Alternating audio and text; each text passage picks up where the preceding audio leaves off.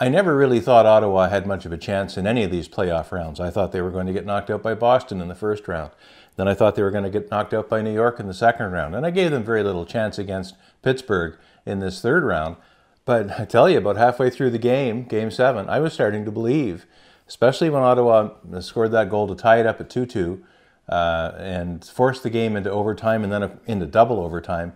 There were chances at both ends of the ice, but for a bounce of the puck here or there or a screenshot here or there, Ottawa might be going to the Stanley Cup Finals. And probably not so much because they deserve to go, just because they gutted it out. I think Ottawa played a very good game with the talent that they had. They did this 1-3-1 system that confounded many of the other teams that faced them. And they held to it. They believed in it. Boucher had the dressing room buying into what he wanted them to do, and they did it very well.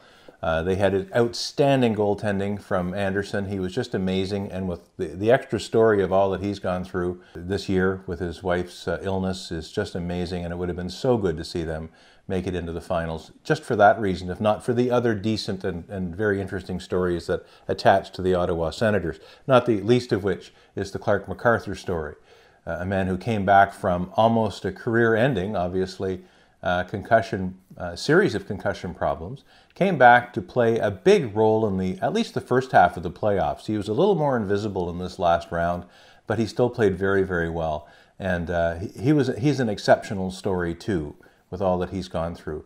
For that reason, that would have been great to see Ottawa go even farther. But I think the Ottawa fans have nothing to be ashamed of. They did their team did a great job getting as far as they did.